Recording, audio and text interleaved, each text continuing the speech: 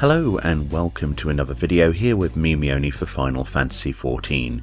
This time around a quick preview of the new Valentiones Day event items in Final Fantasy XIV. So the whole thing kicks off in Old Gridania at the Amphitheatre at X 10.2.9.4y, with the quest A Many Splendid Thing. The quest will ultimately reward you with a choice of one of two tabletop items, either the lobster platter or the cake pairing. I won't spoil any of the quest text for you in this video, and I'll leave that to you to do yourself. Don't be alarmed about your housing item choice here, as you can easily get the other item as well. The quest itself takes you into a maze instance that you might remember from last year's event, and you are attached to another player with a beam. The beam will break if you lose affinity, a form of scoring that gets graded at the end of this instance. Remain attached as much as possible to the other player whilst also navigating this maze. Both players looking at each other's positions and acting accordingly will allow you to get to a gate, for example, before proceeding with your route. So take whichever action is needed to not break the beam from straying too far apart from the other player. After two whole maze sections, you get to rejoin one another in this area here. At this point, the second trial will begin. You now have to try and match cards together in pairs to complete this second trial. The Moogle will preview a few cards for a few seconds before hiding them again, so try to take note mentally where each of them is as you flip them to work through the process of elimination required to win. If you worked well together, you'll get a decent grade. A bad grade will give you 1 token, a good grade 2, and a kindred spirit score gives you 3 tokens.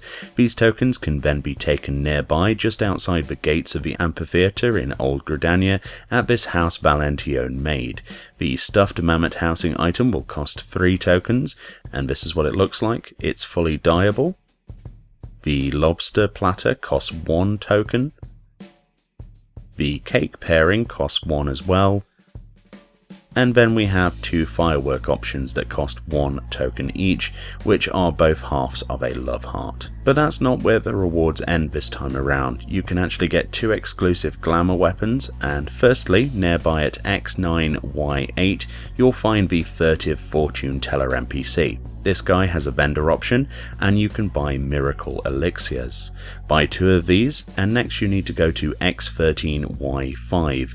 Nearby to the Lancers Guild, you'll find behind this building near the Black Boar Gate a magic pot creature. He will then sell you the Tonbri knife and Gigas Greatsword, which are both glamour options, for a miracle elixir each.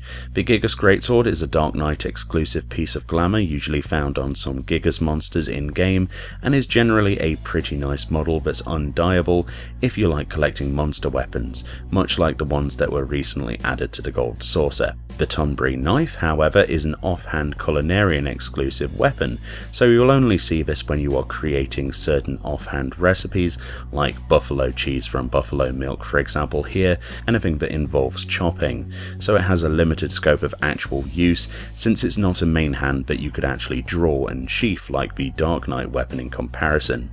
And that wraps up the event rewards this time around in total. There's no minions, mounts, or glamour.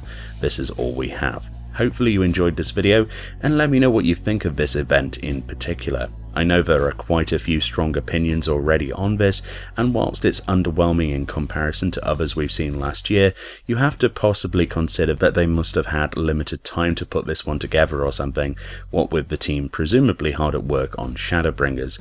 Hopefully, however, this doesn't set precedent, and the following events this year are somewhat better. Thank you kindly for watching, and I'll see you all next time.